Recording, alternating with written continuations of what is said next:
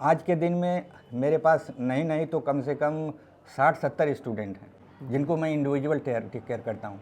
कुछ इंजीनियरिंग पढ़ रहे हैं, कुछ आईआईटी कर रहे हैं, कुछ मेडिकल में कर रहे हैं, कुछ नर्सिंग कर रहे हैं। हम लोगों के बीच के कई लोग अमेरिका में रहते हैं और आप भी अमेरिका में वैज्ञानिक हैं कि मैं इस समय माँ करुणा पब्लिक स्कूल में बैठा हुआ हूँ। यहाँ पर आप बच्चों को प्रोत्साहित करने के लिए हर साल आते हैं। सर, इस क्षेत्र में आप तो बचपन से पहले पढ़े लिखे, उसके बाद अमेरिका गए। जी, यहाँ पे एक बगल में ही है, एक गांव है जिसका नाम है जियापुर। जी जी। जियापुर में एक प्राइमरी स्कूल हुआ करता था हम लोग के ज़माने में। जी। जियापुर प्राइमरी स्कूल और जियापुर मिडिल स्कूल। जी जी। सो 8वीं तक की शिक्षा मेरी यहाँ से हुई थी। मैंने 9th में कुबा इंटर कॉलेज पे, तो कुछ उस समय थोड़ा पारिवारिक प्रॉब्लम की वजह से मैं यहाँ पे कंटिन्यू नहीं कर पाया। तो फिर यहाँ के बाद मेरे एक भाई हैं बड़े, उनका बहुत श्रेय है हमारे विकास में। तो वो उस समय यूपी कॉलेज में पढ़ते थे जी। तो उन्होंने मेरे को इनवाइट किया कि तुम आ जा, हम लोग कर लेंगे व्यवस्था। हालांकि वो भी अपनी पढ़ाई खुद करते थे, वो बच्चों को ट्यूशन पढ़ाते थे और अपनी पढ़ाई कर। मैं यहाँ से चला गया, यूपी कॉलेज चला गया। तो वहाँ से मैंने high school, intermediate, BSc, MSc और बीएड इतनी की पढ़ाई करी। और पढ़ाई ख़त्म करके मेरे भाई लोग बॉम्बे में रहते थे, तो मेरा भी अट्रैक्शन हुआ कि कभी बड़े शहरों में गया नहीं, तो मेरा भी अट्रैक्शन हुआ कि वो लोग बॉम्बे में रहते हैं, चलो अब एक समर वेकेशन में हम घूम ही आएंगे। तो घूमने का होता था कि अब घर से बड़े भाई थे, वो गार्जियन थे, उनसे बोलते कि मेरे को जाने का भाड़ा दे दो, तो मिलेगा नहीं। तो हमारे विद्यालय में व्यवस्था थी कि वो लोग पास देते थे, अगर एनुअल में बच्चे दिन में अगर जा सकें, और गवर्नमेंट की भी सुविधा थी कि आप रेलवे में कुछ पास मिल जाता था। तो वो पास बनवाया मैंने, और पास बनाने के बाद मैं बॉम्बे गया। और बॉम्बे गया तो अब चूँकि पढ़ाई भी मेरी कंप्लीट हो गई थी, जी। तो भाई लोगों ने बोला कि जब आ ही गया तो थोड़ा जॉब ट्राई कर लो। जी। तो वहाँ पे हालांकि मेरे को अच्छा नहीं लगता था कि अभी मैं जॉब के मूड से नहीं गया था। मेडिकल से मैं बिलोंग करता था, मैं सोचा डॉक्टर बनूंगा या तो ये जो आईएएस पीसीएस होता है वो करूँगा। वो तैयारी करने से पहले ही भाई ने बोला कि थोड़ा इंटरव्यू दे ले। तो अभी क्या हुआ कि मैं देखने के लिए कि इंटरव्यू होता कैसे, क्या होता है, मैंने एक मल्टीनेशनल कंपनी है, उसका नाम है हिंदुस्तान लीवर लिमिटेड। जी। तो उसमें मैंने एप्लीकेशन किया और कई डाबर में किया, बड़ी बड़ी कंपनियों में अप्लाई किया। हम कहे अभी जो इतना पढ़ लिख लिए हैं तो थोड़ा अच्छे से चालू करें। तो मैंने अप्लाई किया, बट मेरे को दूसरे दिन ही वहीं से कॉल आ गया, यूनिलीवर से, हिंदुस्तान यूनिलीवर से कॉल आ गया कि नहीं आप इंटरव्यू के लिए आ जाओ। अच्छा। तो वहाँ जाके मैंने उस दिन पे इंटरव्यू दिया, और उन्होंने फिर एक बार फाइनल के लिए सैलरी बताते हैं कि कितना देंगे, क्या सुविधा रहेगी। तो उन्होंने मेरे को फिर से बुलाया और वो सारी बता के मेरे को भोपाल भेज दिया, ट्रेनिंग के लिए जाना है फला दिन। अब मेरे लिए बड़ा काम हो गया कि मैं भोपाल जाऊंगा, कहाँ रहूँगा। या हम घूमने आए थे बॉम्बे और निकल जाए भोपाल, कहाँ फंस गए। यहाँ तक कि मैं यूपी कॉलेज हॉस्टल में रहता था। जी जी। सारे सामान, मेरे बैग, मेरे बेड, मेरे खाने पीने की मतलब सारी वस्तुएं वहीं पे पड़ी थी। अभी हॉस्टल भी खाली नहीं किया था। हॉस्टल भी खाली नहीं। हाँ। और भोपाल जाना है। भोपाल जाना है। तो अब फिर वहाँ से निकल के मैं गया, मतलब कि भाई से बात किया कि ऐसा ऐसा है, तो कहें कोई बात नहीं है, तुम जाओ, हम लोग तुमको वहाँ जाने का खर्चा देंगे। हालांकि कंपनी अच्छी थी, उन्होंने सारा अरेंज किया था, ये जो होता है वहाँ रहने का, खाने का, सारी चीज़ें उन्होंने अरेंज किया था। तो फिर मैं भोपाल गया, मैं 3 महीना भोपाल में ट्रेनिंग किया। अभी हॉस्टल में सामान पड़ा है, उधर से नोटिस आ रही है कि नहीं निकालना है सामान खाली जी। तो 3 महीना की वहाँ पे मतलब जॉब या ट्रेनिंग बोलिए, पहले तो अप्रेंटिस ही रहता है ना, तो वो ट्रेनिंग किया और उसके बाद उनसे छुट्टी ली। छुट्टी लेकर के घर आया, सामान खाली किया, सारे जो लगेज होते हैं गांव पे ट्रांसफ़र किया। उसके बाद फिर वापस चला गया मैं। तो मेरी ड्यूटी लगी अंधेरी में। तो अंधेरी में एक है यूनिलीवर, हिंदुस्तान लीवर का रिसर्च सेंटर है, जहाँ पे वो लोग पेप्सोडेंट बनाते हैं, पेप्सोडेंट क्लोजअप। तो मेरा पहली जॉब डेंटल डिवीज़न में थी, और वहाँ पे मैं 3 साल तक काम किया। उसके बाद मेरे को एक कंपनी बेंगलोर में थी, डॉक्टर रेड्डीज लेबोरेटरीज लिमिटेड, यहाँ इंडिया की सबसे बड़ी और अच्छी ऑर्गेनाइज कंपनी है, मेडिसिन में सबसे बड़ा बिजनेस करते हैं, हैदराबाद में उनका ऑफिस है। उसमें मिला, और उसका नया नया ही डेंटल डिवीज़न खुल रहा था, मेरा डेंटल डिवीज़न का पूरा चार्ज मिल गया। और वहाँ पे मैं करीब 3 साल काम किया। फिर वहाँ से फिर थोड़ी मेरी माँ थोड़ा बीमार रहती थी, और जब मैं उनको अपने पास ले जाऊँ रखने लगे, पिताजी मेरे बचपन में ही गुजर गए थे, मैं जब 8वीं ग्रेड में था तभी गुजर गए थे। तो भाई लोगों से बहुत सहयोग मिला, जो हमसे और भी बड़े भाई लोग हैं, उन्होंने ही मेरे को पढ़ाया लिखाया एक तरह से बोल लीजिए। और ऐसे पढ़ाया कि उनके पास भी बहुत पैसे नहीं थे, वो ट्यूशन करके पढ़ाते थे। हमारे एक भाई आर्मी में जॉब करते थे, वो कुछ पैसे हमारी हेल्प करते थे। तो यही हम लोगों की थी स्थिति। और इसी तरह कई कंपनियों में काम करते हुए मेरे को डायरेक्ट अमेरिका से ऑफ़र आया। तो उसमें मेरी ऑफ़र की बात ये हो गई कि मैं कहीं गया हुआ था ऑफिस के काम से ही, तो एक टाइम्स ऑफ इंडिया करके न्यूज़पेपर आता है हमारे यहाँ इंडिया में। तो उसमें एक एसेंट करके पोर्शन होता है, जो भी इंडस्ट्री से लोग जुड़े होते हैं उसमें वो एडवर्टाइजमेंट आती है वीकली। मेरी वाइफ ने वो दिया तो वो 1 महीना पास हो गया था, जो एप्लीकेशन लेने की डेट 1 महीना ज़्यादा हो गई थी। तो मैं बोला कि यार अब तो ये चांस लगेगा नहीं, तो क्या करूं। तो फिर सोचा कि चलो डाल दूंगा, आएगा तो कुछ आएगा, नहीं आएगा तो लक। तो वो मैंने अप्लाई किया।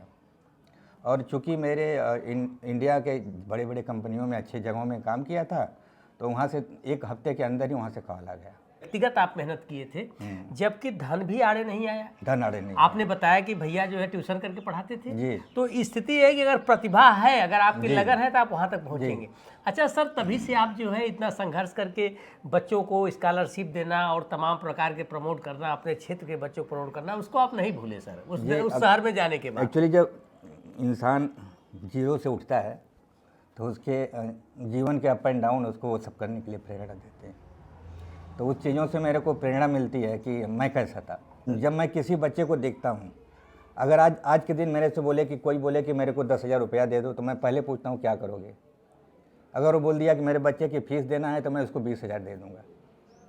वो बोलेगा रूम का भाड़ा देना है तो भले नमस्ते भैया, उसके लिए ऐसा करो कि कुछ व्यवस्था कर लो, आप कुछ जॉब ढूंढ लो। तो जहाँ पे एजुकेशन की बातें आती हैं, मैं 1 से 2 बढ़कर जो मेरी क्षमता है।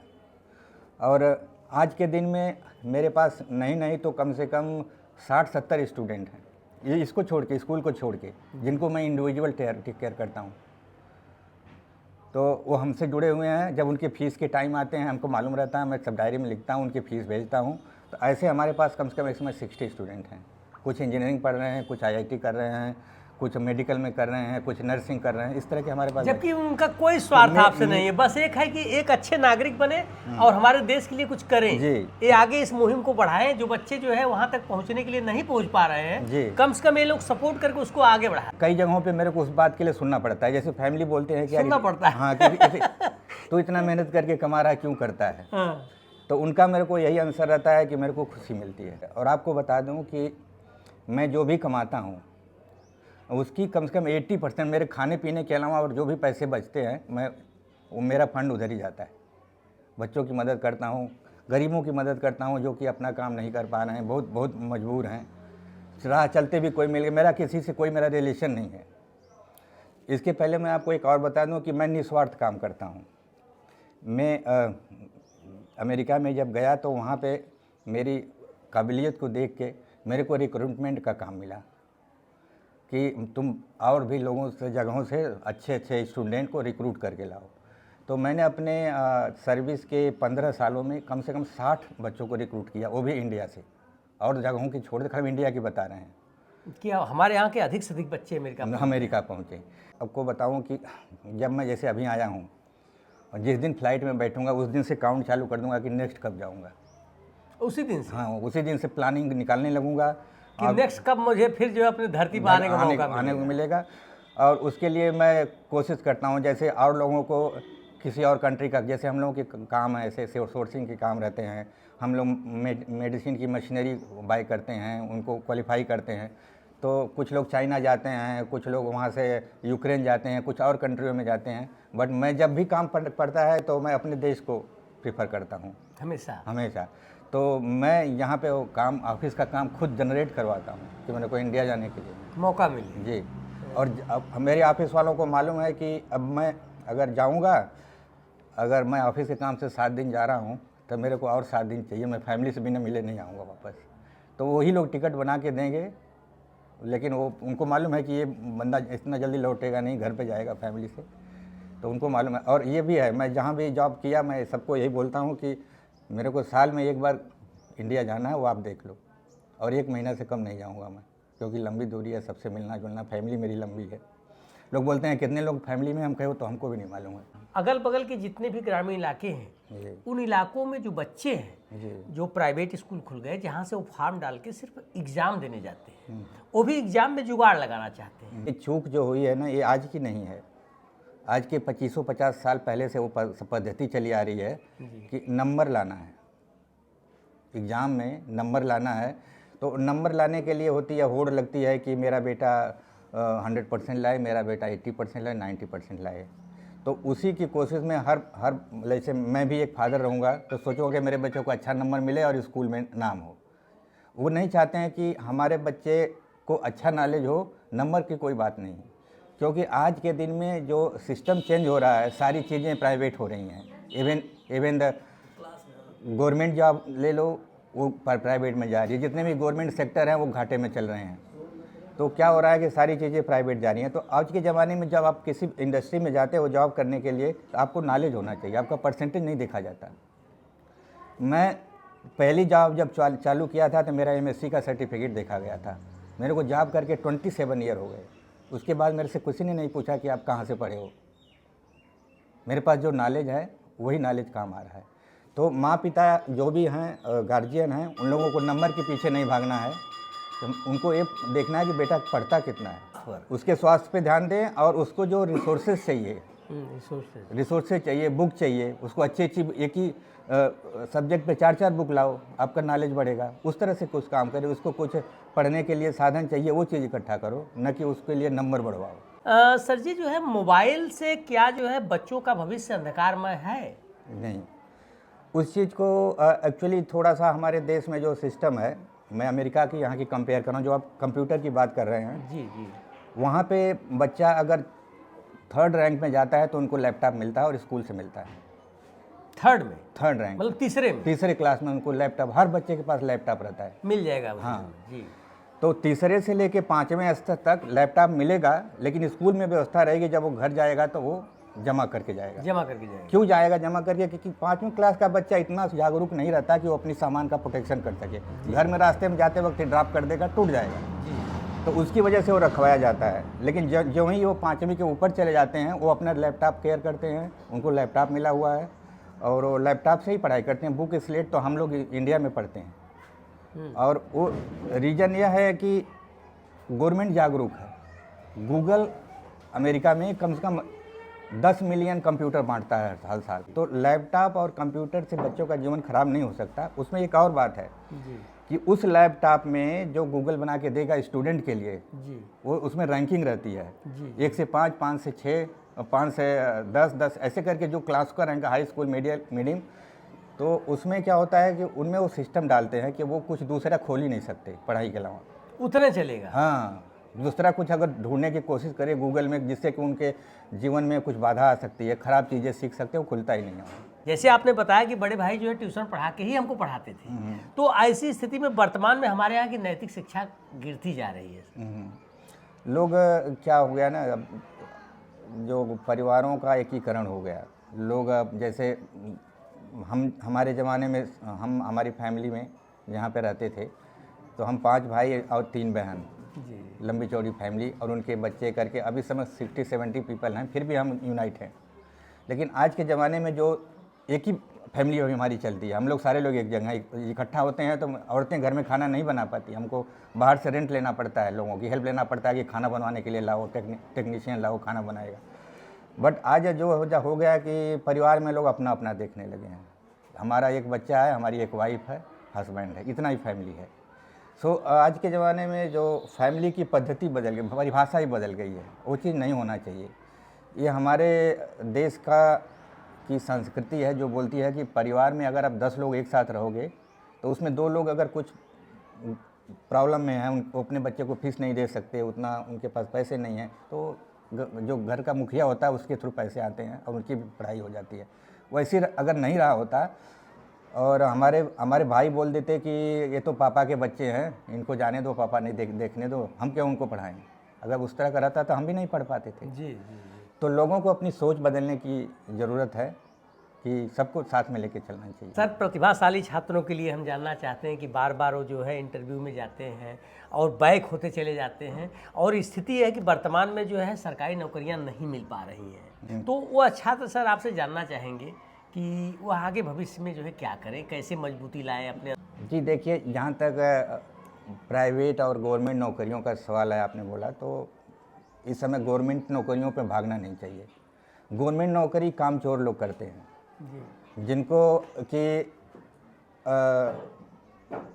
मतलब मेहनत करने से डरते हैं। वो लोग सोचते हैं कि एक बार नौकरी मिल गई तो फिर अब पूरा लाइफ टाइम चलेगी, पेंशन भी मिलेगी। जब मैं पढ़ता था जी मेरे टाइम में क्या होता था कि एक तो आईआईटी कानपुर था, खड़गपुर था, और ये कोलकाता में था, दिल्ली में था, करके 2-4 कॉलेज थे। और जो लोकल बोलेंगे तो हमारे इलाहाबाद में 1-2 कॉलेज थे। जी उसके बाद न तो इंजीनियरिंग कॉलेज थे, न तो मेडिकल कॉलेज थे, एक बीएचयू था। वर्तमान में बहुत कॉलेज हैं, हर नुक्कड़ पे कॉलेज हैं। तो कॉलेज देखिए, लड़के सोचते हैं कि हमारा बीएचयू में एडमिशन हो जाए, जी हमारा आईआईटी कानपुर में एडमिशन, लेकिन आप कल के दिन अगर ये माँ करोड़ा इंजीनियरिंग कॉलेज चालू करता है तो लोगों को यहाँ पढ़ने, इलाहाबाद जाके पढ़ने की जगह यहाँ पढ़ना चाहिए, क्योंकि कॉलेज कभी किसी का टैलेंट नहीं बढ़ा सकता। कि आप बड़े कॉलेज चले गए तो बड़े हो जाएंगे, यहाँ रहोगे तो नहीं पढ़ सकोगे। तो कॉलेज आज के ज़माने में नहीं, आप पढ़ते क्या वो मैटर करता है। आप कितना अपने पढ़ने पे, जो भी सब्जेक्ट आपका है उस पर कितना कंसंट्रेट करते हो, वो मैटर करता है। तो इसलिए पढ़ाई कहीं भी हो सकती है, अगर इवन आप घर में रह के भी पढ़ाई करते हो। क्योंकि मैं थोड़ा सा कंपेयर कर रहा हूँ यहाँ की और अमेरिका की पद्धति, पढ़ाई पद्धति पे। जी वहाँ पे अगर एक बच्चा कॉलेज में जाकर रेगुलर क्लास करता है तो उसकी फ़ीस $20,000 है, और कोई बच्चा घर में बैठ के पढ़ता है तो उसकी फ़ीस $40,000 है। उसका रीज़न है कि वहाँ पे इक्वली दोनों को इम्पॉर्टेंस दिया जाता है, दोनों ही पढ़ाई इक्वल है, क्योंकि दोनों ही अपना कोर्स कंप्लीट करते हैं और एग्ज़ाम देते हैं। और उसमें क्या होता है कि जो ऑनलाइन पढ़ाई होती है उसमें थोड़ा रिसोर्सेज ज़्यादा लगते हैं, कंप्यूटर करना, ऑनलाइन करना, प्रोफेसर रखना, उनको टेलीकास्ट करना, सब में खर्चे ज़्यादा लगते हैं, इसलिए वो फीस महंगी होती है। तो मैं वही करना चाह रहा हूँ कि अगर आप कहीं पे रह के आप पढ़ सकते हो, कोई पढ़ाई जरूरी है। पढ़ाई ज़रूरी है। आपका जो मेन एम है कि पढ़ना, वो कितना अच्छा से कर रहे हो। कॉलेज मैटर नहीं है, घर मैटर नहीं है, कास्ट मैटर नहीं है, आप कितने पुअर हो मैटर नहीं है, आप पढ़ लोगे। विद्यालयों में जो बुकें चलाई जाती है वो प्राथमिक विद्यालय में कुछ अलग चल रही है, उसके बाद जो है अन्य विद्यालयों में कुछ अलग बुक चल रही है। तो इस तरह से सर शिक्षा जो है घालमेल में नहीं आ जा रही है। एक्चुअली आप जो बोल रहे हैं वो चीज़ें मैं भी समझता हूँ कि नहीं, बुकों का जो बुक वगैरह का जो डिवाइडेशन है उसको, जो शिक्षा सिस्टम है हमारे देश हाँ, का, एजुकेशन वन बुक चलानी चाहिए हर जगह, एक बुक होना चाहिए, और वो सारे लोग मिलके इवन हर स्टेट में एक होना चाहिए, हर पूरा स्टेट में कंट्री में एक होना चाहिए। कम से कम बीच में कभी कोई आवश्यकता हो तो बच्चा दूसरे विद्यालय में जाकर अपना एडमिशन ले ले। उसमें क्या होता है कि हम बच्चे का स्टैंडर्ड मेजर करते हैं तो सारे बच्चों का स्टैंडर्ड एक ही होगा। यहाँ ऐसे क्या होता है कि जैसे एनसीईआरटी हो गई, स्टेट बोर्ड हो गया, थोड़ा सा डिफिकल्ट होता है सर। बुक एक होनी चाहिए, लैंग्वेज बदल दो। जैसे हमारी रीजनल लैंग्वेज है हिंदी है, तो हमको हिंदी ले लो, कहीं पे महाराष्ट्री है तो महाराष्ट्री ले लो, लेकिन एक लैंग्वेज ऐसी बनाओ जिसकी बहुत मांग है, और वो अगर बच्चे को इंटरनेशनल तक जाना है तो इंग्लिश पढ़ना पड़ेगा। हाँ, और सारे विद्यालयों में इंग्लिश को मैंडेटरी कर देना चाहिए रेदर देन हिंदी, बचपन से ही मैंडेटरी कर देना चाहिए। इसलिए किसी भी देश में जाओ इंग्लिश में बात करोगे तो अपनी बात कह लोगे ना। मैं बताता हूँ जी, मैं जहाँ पे काम करता हूँ वहाँ कुछ लोग जो मैक्सिको से आए हैं, कुछ लोग चाइना से आए हैं। चाइना के लोग को एक ही लाइन इंग्लिश नहीं है, वो हमसे पूछते हैं आपने इतनी इंग्लिश पढ़ी कहाँ? हम कहे भाई हमारे देश में पढ़ाई जाती है। लेकिन देखिए पढ़ाई जाती है, हमने जब मैं कक्षा 8 में गया, 6 में गया, तब मैंने इंग्लिश की बुक उठाई, पहली बार ABCD सीखा था। तो जो हमारे यहाँ का एजुकेशन सिस्टम है वो एक से होना चाहिए, और सबको इंग्लिश पढ़ाया जाना चाहिए, सबको पढ़ाया जाना चाहिए, क्योंकि उसके बगैर आप संसार को कंप्लीट नहीं कर सकते। सर आप तो जो है ऐसे जगह पर हैं जहाँ पर तमाम देशों के लोग मिलते होंगे जी, लेकिन सबसे प्यारा देश आपका इंडिया लगता है। सबसे प्यारा इंडिया का यहाँ के और सब चीज़ों से मैं बता रहा हूँ, इंडिया का कल्चर ग्रेट है। सर इसके प्यार में मत बताइएगा कि नहीं आप हम लोग यहाँ के निवासी, नहीं, वो कंपेरिजन में बताइए। मैं वो नहीं बता रहा हूँ, मैं एक ड्रेस की बात कर रहा हूँ जी। हम पेशे से साइंटिस्ट हैं, जहाँ पे इतने पढ़े लिखे लोग बैठते हैं जी। हमारी एक टीम है जो हम स्टेबिलिटी स्टडी करते हैं मेडिसिन की, उसमें 56 लोग हैं हमारी टीम में, मैं उनका लीड करता हूँ 56 लोगों का जी। और हम जिस ऑर्गेनाइजेशन में काम करते हैं पर्टिकुलर, उसमें 3000 लोग हैं जो एम्प्लॉई हैं जी। उसी तरह का मेडिसिन से रिलेटेड ही काम होता है। तो उसमें क्या होता है कि जब भी कोई होली होती है, दीपावली, हमारा जो इंडियन फेस्टिवल होता है, तो मैं कुर्ता पजामा पहन के जाता हूँ। हाँ हाँ, कभी भी हमारा आप हमारे सोशल मीडिया फेसबुक है उससे आप लोग जुड़े हैं तो आप देखेंगे कि मैं सारे फंक्शनों में अपने ड्रेस पहन के जाता हूँ। और जब मैं यहाँ इंडिया के लिए चलने लगा तो कम से कम मेरे को 15-16 लोगों ने बोला कि मेरे लिए कुर्ता पजामा लाना। इवन लेडीज़ भी उसके लिए अट्रैक्ट हो रही हैं कि कुर्ता पजामा मतलब हमारे देश का सबसे बढ़िया पर्दा। हाँ, इतना हमारे ड्रेसिंग सेंस इतनी अच्छी है, हमारी पूरी बॉडी कवर रहती है। अब बताओ, लड़कियों का सलवार सूट है, उसके लिए लोग अट्रैक्ट हो रहे हैं। अगर अच्छा नहीं होता तो क्यों अट्रैक्ट होते? तो बोल रहा हूँ हमारी जो इंडिया की ड्रेसिंग सेंस, हमारा कल्चर ग्रेट है। मैं ये नहीं बोल रहा हूँ कि मैं यहाँ पैदा हुआ इसके लिए बोल रहा हूँ, लेकिन बहुत ग्रेट है कई मामलों में। रिलेशनशिप में बोलोगे तो वो भी अच्छा है हमारा इंडिया में। हम मामा पापा काका चाची बोलते हैं, वहाँ कोई नहीं है। बच्चा 12 साल के हो गए, घर छोड़ दिए, काम खत्म। खत्म। पापा कौन है, कौन काम हाँ, खत्म, भूल गए। अच्छा मम्मी को कभी याद नहीं करना कोई है। नहीं। अब एक ही लोगों की कई कई पापा होते हैं तो कितने को पापा बोले? शादी नहीं करते हैं भाई। एक सर बच्चों का पालन पोषण कैसे होता है, उनकी संपत्ति उनके पर डाइवर्ट कैसे होती है? नहीं, एक्चुअली कंट्री का रूल होता है, इसलिए जब भी लड़का स्कूल में जाता है उसके पापा का नाम पूछा जाता है। जी, उसका पापा का नाम जरूरी है, क्योंकि माँ तो पैदा करती है, उसका नाम मालूम हो जाता है। जी जी तो अगला भाई आएगा तो उसका कोई और पापा रहता है, जी। तो एक ही माँ से। तो वहाँ पे शादी नहीं है, इसलिए उतना ज़्यादा मतलब हर जगह का कल्चर अलग रहता है। तो हो सकता है उनके लिए वो अच्छा हो, लेकिन मेरे नज़र में वो अच्छा नहीं है। बिना हम अगर किसी यहाँ पे हमारा जो समाज है वो किसी बिन ब्याही लड़की को बच्चा पैदा करने की अनुमति नहीं देगा, कभी नहीं देता।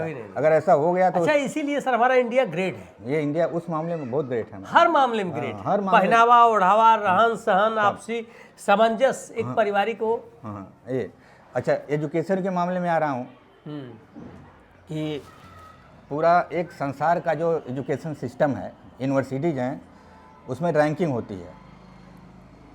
होती है कि हमारा ये जो कॉलेज है संसार में कौन से रैंक पे है। जी। तो इंडिया का कोई भी कॉलेज अंडर 500 नहीं है। इंडिया के जैसे आईटी कानपुर, आईटी बम्बे, बड़े बड़े जो इंस्टीट्यूशन है वो भी 500 की लिस्ट में नहीं है। जी। जो 500 बेस्ट कॉलेज होते हैं संसार में, उस लिस्ट में एक भी कॉलेज नहीं है। लेकिन फिर भी हम उन जो 500 लोगों की लिस्ट लाई जाए तो हमारा जो नॉलेज लेवल चेक किया जाएगा, हम उन 500 से बारी पड़े। यूनिटी भी मजबूत है, क्योंकि हम पढ़ते हैं जी।